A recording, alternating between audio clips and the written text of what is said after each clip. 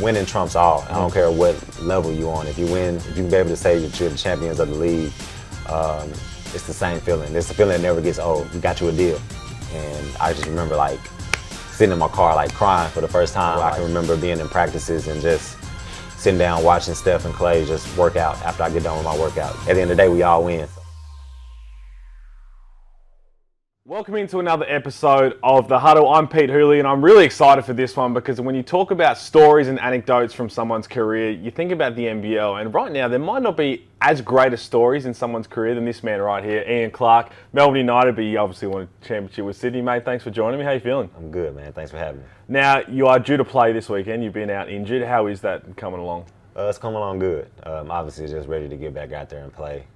It's been a long time coming, but obviously with the FIBA break, giving some extra time for me to, get some practice time in, obviously test it out and see how it is. It's been good, so I'm ready to get back out there. Now I want to start with this kind of question I posed to you, and then we'll get into your career and a bit about who you are. People often say that championship experience is invaluable when it's added to a team, and that's what happened with the Sydney Kings. Why is that? What does championship experience bring to a team that maybe hasn't felt it for a while? It's a lot of intangibles that, like camaraderie, things like that. I feel like I had a lot of that coming from Golden State, just kind of learning from those guys, obviously being one of the younger guys, and then coming over to Sydney and basically being one of the older guys on the team. So getting a lot of feedback from guys asking questions about, how my experience was, and also, trying to implement some of the things that I saw in Golden State into Sydney, and it worked out. We had some great guys too, so that always plays a part. And great coaching staff as well, so it was a good time. I'm looking forward to getting into all of that with you, but third year in the NBL, but first full year. My first question is, what keeps you coming back? And is it the country, is it the league, is it a bit of both? It's a bit of both. Obviously, it's, you want to go somewhere where you enjoy playing, as far as like lifestyle and everything like that. So, it's no better country. Obviously, the weather's really good during the season. So that's a big thing, but also just the level of competition that's been over here the last few years. You see guys obviously taking the next step and going to the NBA. You got guys that go to the NBA like myself and come back and play. So I think that's one of the things that's driving me, and I love competing. So it's been fun doing it. When the phone first rang about Australia popping up and after everything that happened in the NBA, where were you and what were you thinking? What did you know about the league at that stage? What did you know about the country at that stage? Not too much. I've had some guys that I grew up with playing with that have played over here. Shout out to Scotty Hop. He was one of the guys. We obviously from the same area back in Tennessee, but it was coming off of 2 years in China and coming off of a COVID year. I had a crazy story, so I didn't really get to experience a lot after COVID playing over there because I was in quarantine for a crazy amount of time. So just being able to get back and just to get my feet back into playing, basketball again. So that was the biggest thing for me and my agent. And Australia came up, Sydney, called and they had an injury, of course. So I was coming in as a replacement, and just being able to have the opportunity just to get back and play again.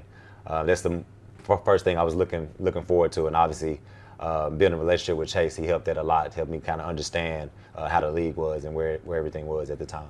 Everyone was impacted by COVID in one way or another, and some for a longer period than others, but being in China when it goes down, what did you learn, I guess, about yourself, but basketball? Did it make you appreciate hoops more in a weird way, life more? What was it really like? It was definitely life.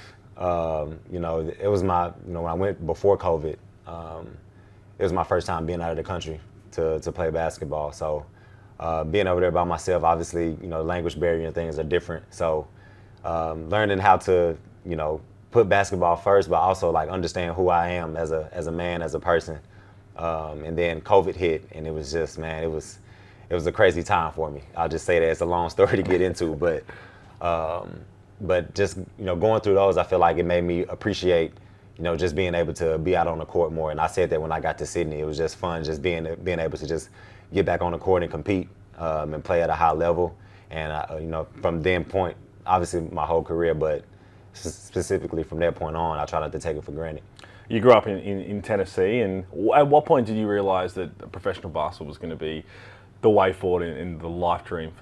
I mean, it was a dream, as a kid, obviously, and every kid says it. It's not an easy thing to get into, obviously. But when I started to, compare myself against my peers to see, guys that have been ranked, guys that have been that go to big name schools and the high majors, and seeing how I rank against them whether I compete with them in high school or AAU.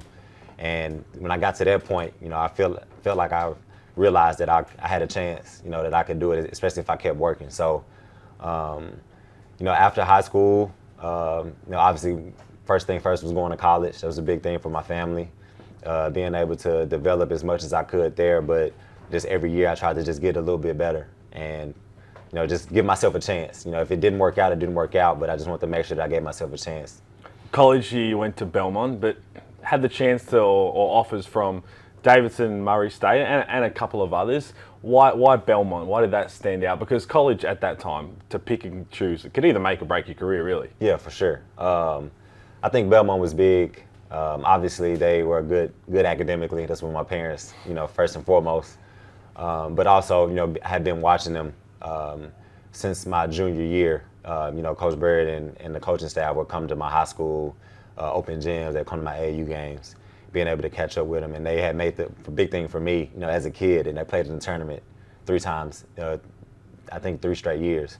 And so, as a kid, that was my dream, to be able to play in the NCAA tournament and have a chance to. So that was a big draw. And it was still close to home. It was in Nashville. It's not too far from Memphis.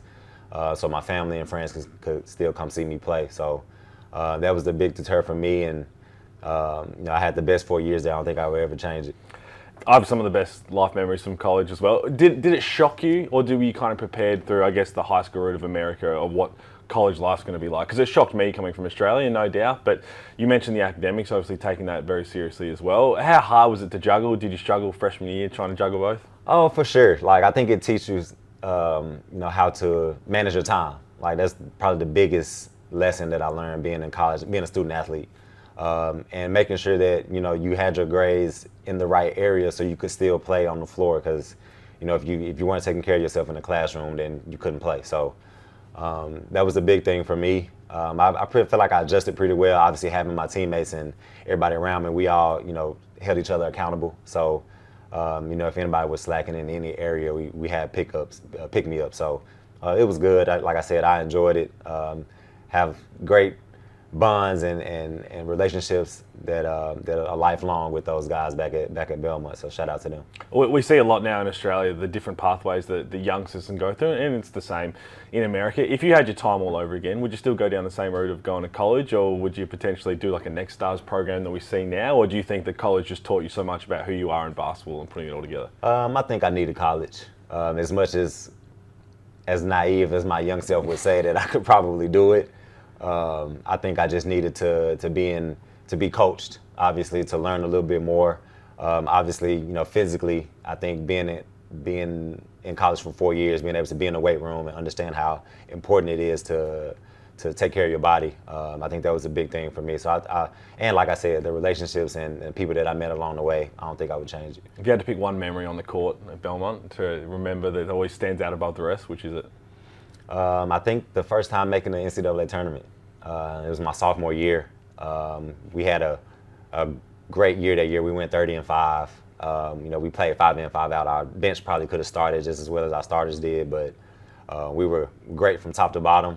It was a historic year for us, and being able to have that first time playing in the tournament was dope. We see a lot. I mean, you played alongside guys who go to high majors, and when you're not one of the high major schools, it's a lot different. The stories you hear, the private jets and all that. It's not the same with that. Why do you think a school like Belmont is a character building one? I mean, your teammate Steph Curry, which we'll get into, went to Davidson. We know what he did with his career there. But what is so special about the smaller Division I schools compared to a Kentucky or Duke? I think that it's hard to say because, as a competitor, it shouldn't matter. Mm-hmm. But I think that a lot of with those high majors, you got guys that coming in that already have, an exit plan, or on the flip side, that if they don't, then they're probably getting recruited over because you got another 5 starters coming in that's most likely going to come for your spot and take your spot, start, anything like that. So I think the advantage is, you're going to get a little bit more attention, if that makes sense. And you're gonna get to play. Like, I think that's the biggest thing. I think, guys that like myself, like, I didn't know where I stood. I was so naive to the whole. I felt like if I was good enough, I could go play anywhere, whether it was a Duke or Kentucky or Belmont. So I just wanted to compete. So I think that having that mindset, and also, like, for me, I had a chip on my shoulder, so I wanted to be the quote unquote smaller school that could compete with anybody in the country. And I think you get a lot of those guys that end up falling to those mid majors that can very well be anywhere in the country. What was that first experience like then for the NCAA tournament? Because I remember experiencing the same thing, and just a police escort was cool at the time. Sure. What was it? A bit surreal. I mean, you talk about growing up and wanting to go to college and experiencing that, but finally ticking that box. Do you remember it pretty vividly? Yeah, I do. We played Wisconsin. And I just remember, like you said, the police escorts. But obviously, like, we played in a smaller gym at Belmont and being in the mid-major. So, you get to, the arenas are huge. It's packed out. And you have, you have fans that travel. But sometimes, being the underdog, you have fans that are cheering for you. If you want to knock off the higher seed, wherever they're thinking about their brackets or anything like that. So I remember that. But I just remember, obviously wanting to get the win, but just being able to hear, like, when we hit a shot or we went on a big run, how loud it got. That was the biggest thing for me. Do you remember about Selection Sunday? Because it's always unique to be a part of. You're waiting to see where you fall on the bracket. For sure. We had it at my school in our student center. And, we all sit down and we lined up. And when they call your name, it just gets loud. Everybody's cheering.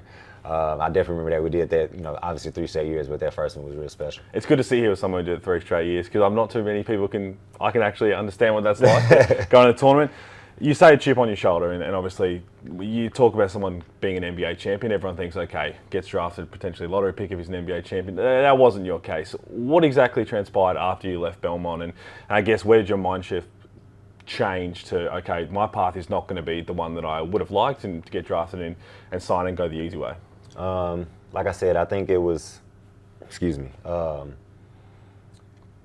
more so like being naive to how the process works. Like, obviously at graduating college, finishing my college season, we went straight into figuring out, getting an agent and, going that route. So I actually had my college coach help me with the decision. We ended up bringing, meeting with different agencies. We brought him into his office. We sat down and we had, a sheet of paper about what I was looking for. If it matched, what they said, that's kind of what we went with. And then after that process, it went to going to Portsmouth, which is the seniors, it's like a big tournament for all college seniors.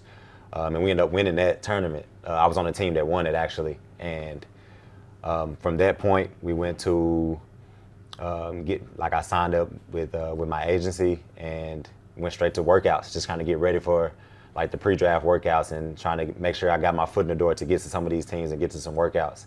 Ended up going to quite a few, just to kind of, make my mark. Like I said, competing with some of those guys that you saw that are already on the draft board. It was cool because, obviously, not looking back on it, like, my mindset was, man, I know I could hold my own. You know what I mean? Like, if I could just get an opportunity, I could show that I could, be just as good as these guys, if not better. Were you nervous? I couldn't think of anything worse knowing. My first one was nervous because you just don't know what you're going into. You know what I mean? Like, obviously the expectations being at the NBA level, what kind of drills we were going to do. Obviously, you want to make sure that you're in shape. You don't want to be that guy. But just knowing, obviously the coverages, the 3 seconds, knowing the ins and outs, being in 2-9, being in help positions, knowing how to play in pick and roll, things like that was a lot of things that I worked on before the pre-draft started. So went to that phase. Obviously, the drafts happened. Everybody wants to hear the name called. I didn't really have an expectation to hear mine. If I did, it would have been great. But if not, I know my agent, we had talked, and we had a couple teams that wanted me to come and play summer league with them that I already had a spot. So I felt like that was my calling card. If I wanted to make a statement and make myself known, like, I had to do it in summer league, and so that's what I did. Did you have any sort of, I guess, like draft watch party? It's not a story like, I think it was Christian Wood from when he was at UNLV had a draft party and didn't get drafted, and it was kind of, he was expected to and didn't fall out that way. Did you have anything just in case? And again, I guess, I know you didn't expect to hear your name, but it would still, I'm sure, hit you in a certain way of like, okay, now that chip on my shoulder is even bigger, I've got to go prove it at Summer League. Yeah, for sure. Actually, I was at home with my parents. I just remember being at home, watching the draft, obviously cheering for some of my peers, some of the guys that I knew. I was happy for them to get drafted.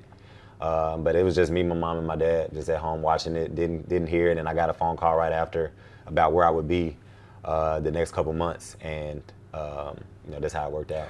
For a lot of people that don't know, that second round is not a guaranteed one, but you're kind of locked into the rights in a similar situation to your teammate now, Luke Travers, for the Cavs, and they filled their two-way spots, which you probably should have got this year. If a late second round pick came up at the time, would you have definitely ran with that, or is it something you might have gone back to and realised that there are some stories where guys turn that down? Knowing the business now, obviously then I probably would have said yeah, but understanding, where I was coming from my agency standpoint, like you said, it's not guaranteed for those guys on the especially on the back end of the second round. So being able to actually not get drafted and pick kind of what team you kind of want to go to that fits, who I am or who you are as a player is probably better. And that's kind of what happened with me, like not getting drafted. I think I played with Miami in Orlando Summer League. You played in two different teams in the same year of Summer League. Yeah, back then they had it in Orlando. So I played with Miami. And they needed, shooting, obviously, and guard play, and Golden State in the Vegas Summer League. And so, like I said, being able to pick instead of getting locked in somewhere where maybe they stash you or they send you overseas and you might not come back and have a spot. I was just fortunate enough to be able to compete for one. Miami they were coming off a championship. They didn't have one, a spot available, just a training camp spot. Golden State was similar, but I played so well that other teams, obviously, everybody's always watching. So played well, won the MVP of that championship game with Golden State in Vegas, and ended up signing with Utah after that. That Summer League, I was there this year. It is a unique style of basketball to watch. Like everyone is out there for themselves in some degree, but you also need to understand that coaches and scouts are aware of that and trying to see who plays the team. I think Kent Bazemore was on the bench, so you had guys in Golden State. They'd already used their first round pick on a European, I believe, at the time. So what was your mindset going into that? Because it's a dog-eat-dog world in Summer League. It is crazy to watch. Man, it is, definitely. Especially, just seeing it over the years just get, obviously, more talent on the floor. But my mindset was just to go out there and be myself. I didn't want to leave anything out there and be like, man, I should have did this or should have did that to give myself any opportunity to be on the roster. So, coming in, obviously, win first has always been my mentality. Being able to be on that team and win the first championship was pretty dope. I played, like you said, with Kent Bazemore. Draymond played with us actually that time too. So we got a relationship pretty early, but. Yeah, my mindset was just go out and play, and whatever happens, happens. And, obviously understanding the business, like I just said, it may not be the team that I was playing for that looks out. It'd be another team that's, maybe I fit the mold for their team, and being a free agent, it was perfect for me. Well, you do end up on the Golden State Warriors, but offered 2 years later, 2015. So what transpired in winning the Summer League Championship MVP, winning the Summer League, and then 2 years eventually getting to that contract with Golden State? I think it's just, I think I just kind of stayed on their radar a little bit. Like I said, they didn't have a spot open for me, and they had a training camp spot that they were going to offer me. But Utah had a spot that is guaranteed, and obviously, you want to get your foot in the door and be able to say that, I'm on the NBA team. So that was obviously first and foremost. Shout out to my agents for doing that. But what was that like, getting that call, but actually putting the pen to paper of childhood dream? I can remember the day I just got back from Vegas. I was in the barbershop back at home, right around the corner from my house. And, everybody was talking about, everybody, because I've been going there since high school. So all the barbers in there talking like, man, we watched you on TV, way to do your thing, X, Y, Z. And I got a call as I'm in the chair. And, my agent said, hey, got some news for you. Call me back when you get a chance. So I instantly get up, take the cape off, take the robe off, obviously, and go outside. And he said, man, hey, we got you a deal. And I just remember, sitting in my car, like crying for the first time, like just overwhelmed with joy. I called my parents, called my family, called my brother, told everybody, and then like 10 minutes later, like the news broke and it was all over social media and everything. So it was a big moment. Obviously, you felt like I felt like I just gave myself the right chance and it worked out for me. But then kind of everything started over. You know what I mean? Like now I'm a rookie. I'm new. I have to learn the ins and outs of the NBA. Before you arrived at Golden State for the 2 years at Utah, or bouncing around a little bit, did you ever have any moments where you thought that you talk about getting the foot in the door, but you were kind of falling out of it? Did you ever, not say give up per se, but thinking this is a lot harder than I thought? For sure. After close to the end of my second year in Utah, I ended up getting waived. And it's always tough because, being a rookie, being on the team, we had a lot of vets at that time. Shout out to Richard Jefferson, he was my vet, Marvin Williams, those guys. I wasn't playing a lot. So trying to find out how to show that you belong without getting the opportunity. Obviously it wasn't, make sure I come in and get my work in and never late and things like that. They all play a part for sure. But that was probably one of the parts I was like, man, like, am I gonna stay? Am I gonna still be able to have a career in the NBA, or am I gonna, find it elsewhere? So getting waived, got picked up by Denver right away, which was, shout out to them for giving me another opportunity. Played the back end with them and then ended up playing Summer League with the Nuggets, and that's the year that Jokic got drafted, actually, so it's pretty cool. But played with him in Summer League, and I played well. And then got a call to come to Golden State for training camp. Did you think Jokic would be what he is now back then? I can't say that. I can't say that. Like, I don't think so. I don't think anybody did. To be fair. Yeah. Like he was still a good player, but obviously he was young coming in. He was a second round pick, and you know how the stigma is around being a late second round pick. They're not really sure on you, but he. Obviously, what he is now, he's incredible, and he's a good dude too. So shout out to him. When you get to Golden State, what was that? I guess one reunion with Draymond Green, but a team that you'd had some familiarity with from that summer league in Vegas. It was crazy because they were coming off the championship. So I'm watching them all summer, not having any idea that I would be in the locker room with those guys right after. But it was kind of surreal. It was fun. I knew the expectations were going to be high.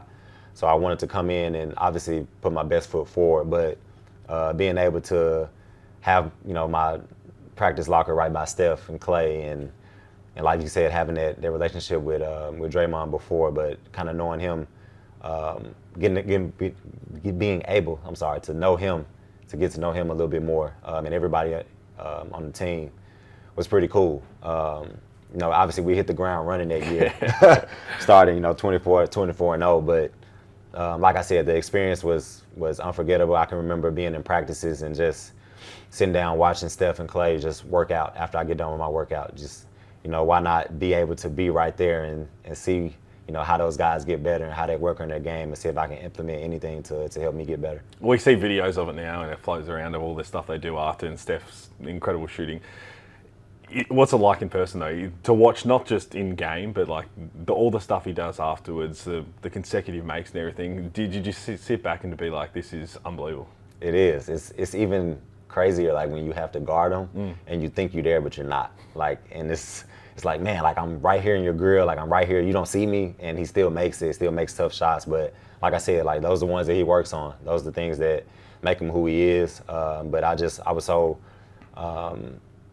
It was crazy to see, just like I said, the consistency of those guys every day. Like, it wasn't a day that they didn't get their work in. They didn't do something. And, you can talk about your body being tired and things like that, but, those guys that's another thing too. Those guys are in shape. You know what I mean? So their body has been able to withstand all of that is pretty cool.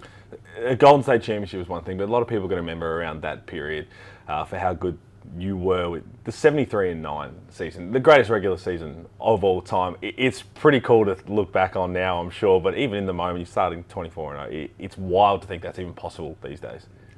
I don't see how we did it. I mean, obviously we were healthy for the most part. I think obviously just the way that the league was going that time with Steph and Clay, and the way that they made shots, and the way Coach had us playing, moving the ball, sharing the ball, always going from good to great shots. The ball really never sticking, and obviously playing defense as well. But like I look back on it, obviously I'm thankful and blessed to be able to be a part of history. You know, it was hard to let it sink in, but as the years go on, I'll look back and like, man, I don't know if that. Well, it's a team that you look at the roster of who was on that team and your name's going to be there forever. Yeah, forever. So that's pretty cool. But like I said, it was so fun. Like, you know, even games where we thought we were down, like there was never a doubt that we didn't think that we could have a chance to come back and win, whether it was, you know, 15, 25 points. Like we always felt like we always had another run in us. They could get us back in the game, and you always do when you got those guys that can shoot as well as they can. It took me a while to remember the fact that you didn't actually win the championship that year. I mean, you came back from the 3-1 deficit in OKC. Tell us a little bit about that, because that was a crazy moment, I'm sure. Man, it was, you know, they gave us a lot of trouble. Just their whole team that year was unbelievable. Those guys were playing at a high level. I think they matched up well against us. They had size, they had shooting. Obviously, having KD and Russ playing at a high level, you had guys like Dion Waiters coming off the bench that could fill it up. So, you know, it was a crazy series. But I do remember just being when we went down 3-1, like we went back into the locker room, and it wasn't a sign of like panic. Like we guys weren't down on each other. Like I remember us being able to say, hey, we just got to take it one game at a time. We're going back home. Let's just focus on getting that one. And the spirits were high. Like it was like we were up, if that made sense, which was very, very weird, especially, you know, no team coming back down 3-1. But like I said, when we went back home, you know, we just built momentum off each game. And we ended up winning that game, coming back, and obviously Clay having the game that he had in Game 6 just carried our momentum going back home, and Oracle was rocking that night. I can remember it was way too loud, but I just remember, you know, it coming down to the wire and Steph hitting big shots and us pulling it out. It was pretty special. Again, you talk about history, but that Game 6 Clay was coined. Then, and again, you're a part of that. Yeah. To sit back and watch, what was that like? Man, it was like the shots that he was hitting, man, it was crazy. Just to see him in the zone like that, in a must-win game as well. Like, you know, some guys, you know, don't show up for those moments. And we had all of our guys that were supposed to show up, showed up, and that's what helped us. It was a Golden State Cavs back and forth for 2 of the 3 years in that one. The LeBron block, obviously, on Iggy, on the other side of it. Yeah. Looking back at it now, what was that like to go through?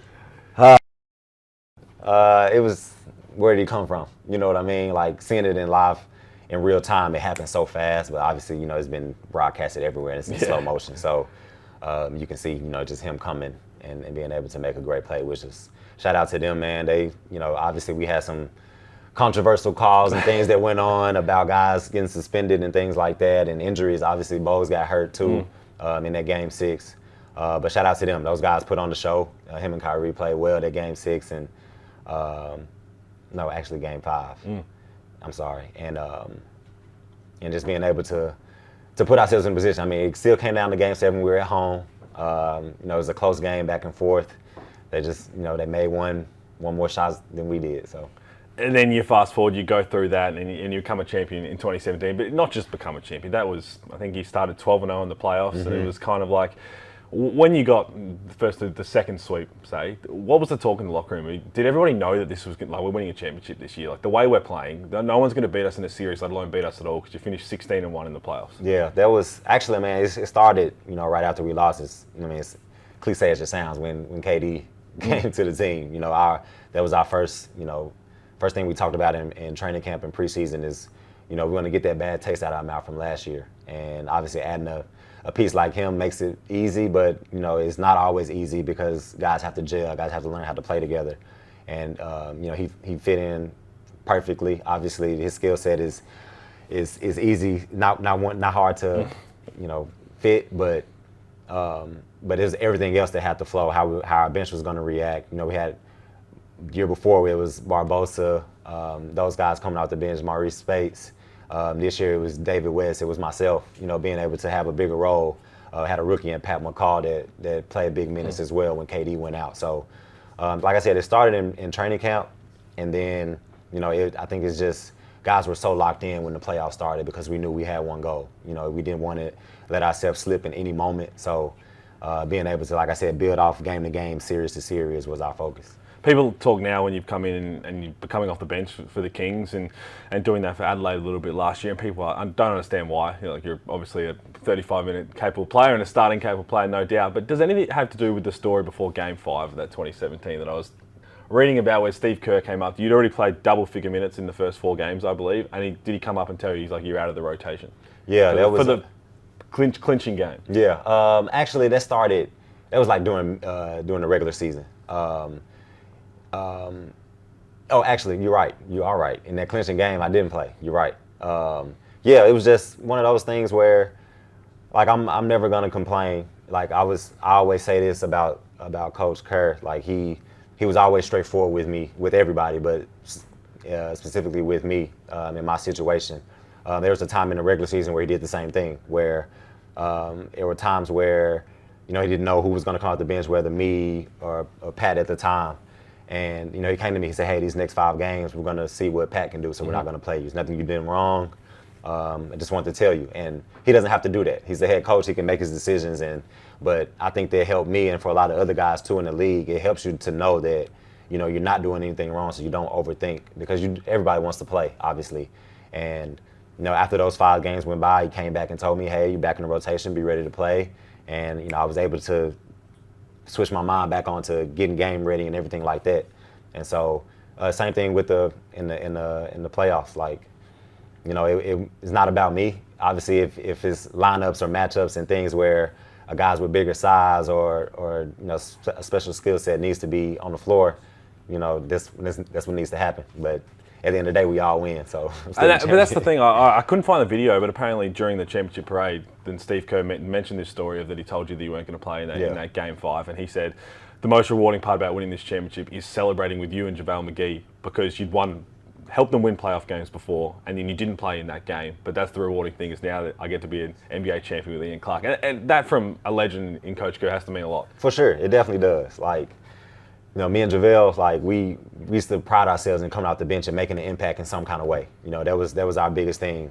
Him coming back, being new to the team that year, and me obviously finding a different role and coming to a more of a role than I did last year, because I was backing up Barbosa. So that was our mindset, and we knew we could help, obviously, but at the same time, man, we was just happy to be able to. If we're winning, we're all happy, and so that's what happened for us. But it was like I said, it was a magical, special time to be on that team. What was it like to receive the ring the first time? Man, I remember it got presented to me when I was in New Orleans. We came back and played Golden State for the first time back in Oracle. And obviously Steph presented the ring, but just seeing it for the first time, man, and being able to be a part of history, because a lot of guys play for a long time and they never get to win a championship. So.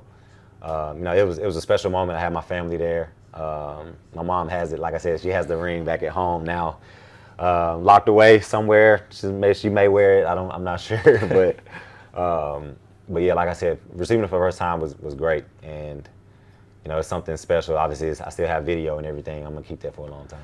I do want to talk a bit about your relationship with Steph, Clay, Draymond. I mean, we talk about Hall of Famers and some of the best to ever do it, but I do want to talk about one memory, and I think it was your floater against Houston.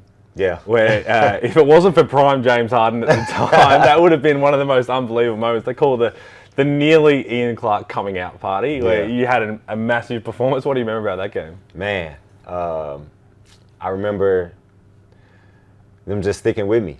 Honestly, like not knowing how the rotations were gonna go. I think Steph ended up got hurt that series, and so being able to, like I said, just try to step up and play basketball. Like it was. I remember being out there and just for a quick second, like, man, like they trust me enough to be out here, and that's one thing that I've always tried to do, is just gain trust from my coaches, from my peers. Like I want them to be comfortable with putting me out there, whether it's early in the game or whether it's 3 minutes left in the fourth quarter, and being able to finish out that game. With the guys we had, like you said, he had a crazy step back. I remember it on Andre like it was yesterday, but. Like I said, being able to have that, like, you put them up one. You should have been the game winner. Yeah.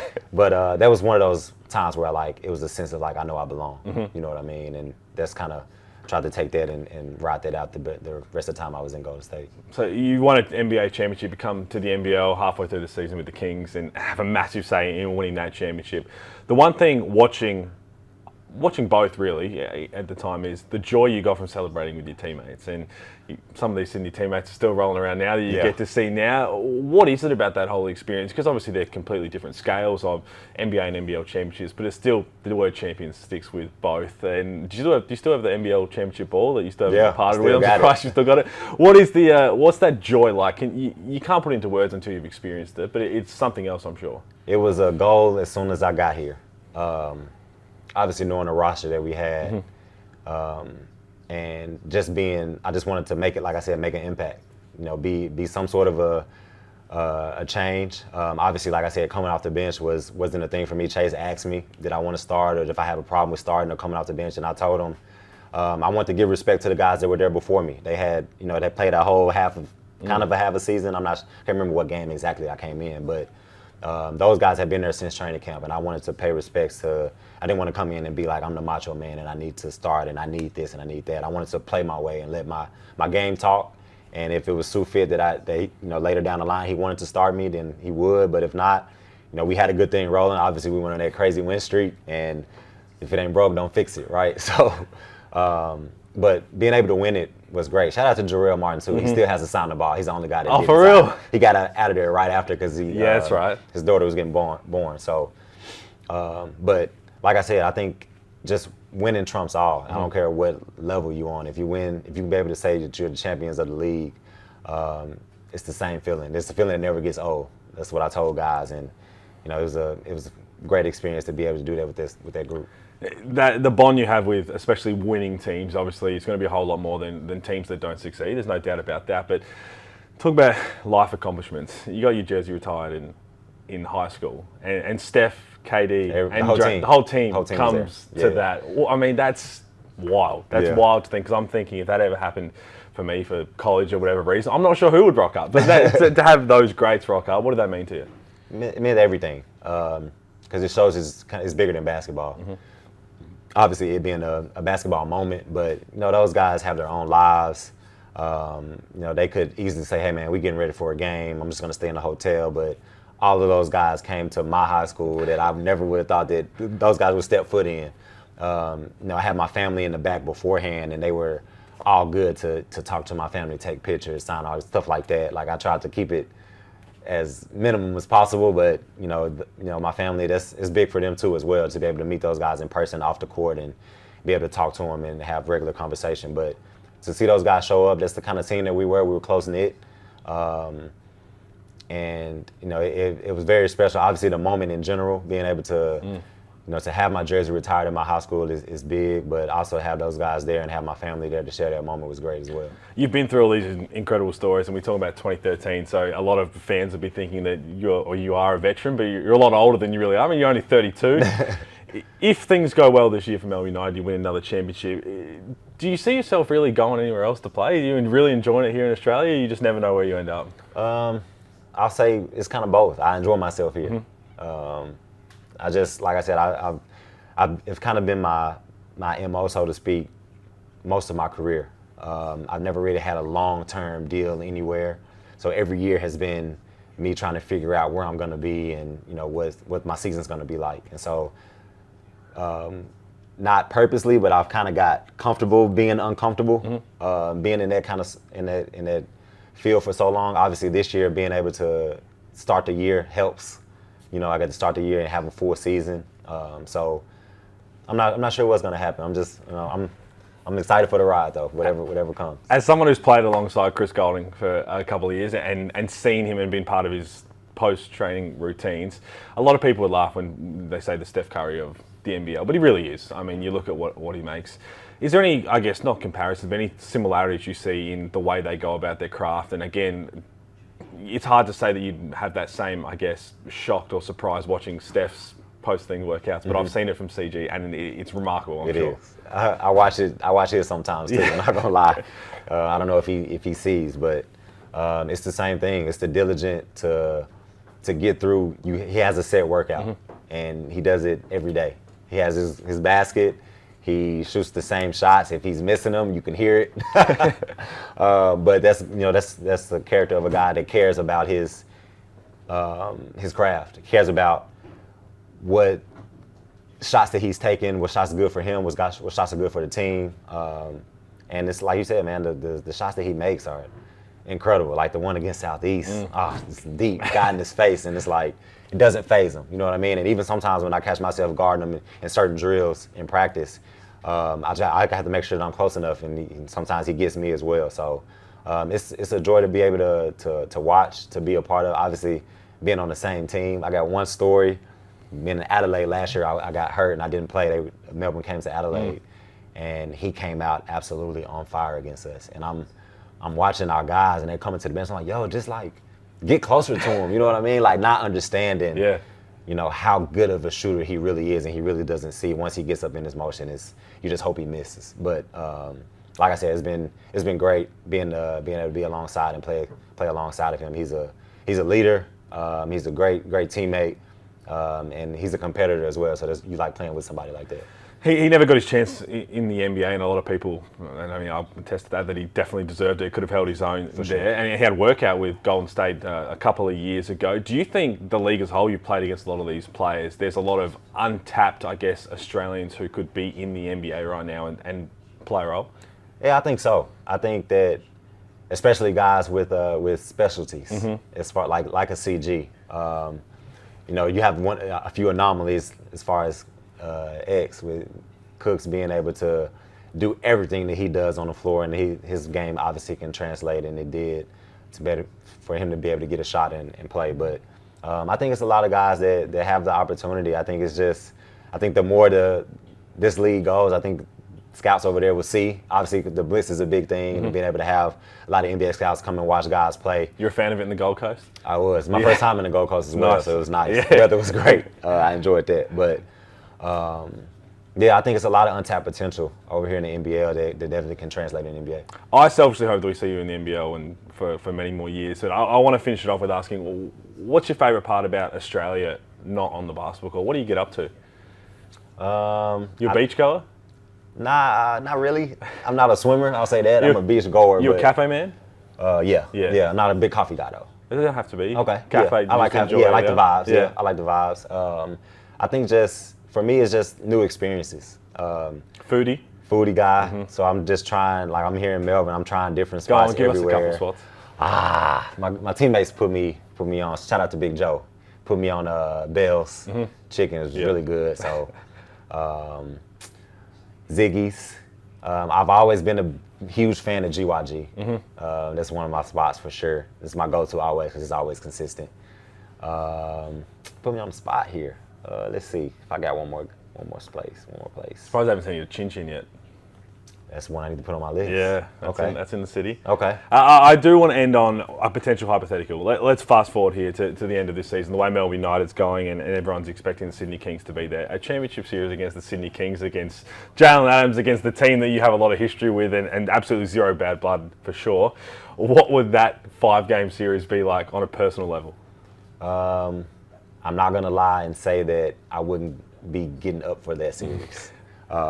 It's easy to say that, you can blow over and it's just any other team, which I feel like in the game I wouldn't think about it. If I had to hypothetically look forward to it, it would be special. Obviously, you know, I would want to win, but being able to go against a few of those guys that I won the championship with, knowing how competitive they are on the other side as well, they're going to be able to give it right back to us. So it'll be a great series for sure, but I think that obviously I'll give myself an edge on that one.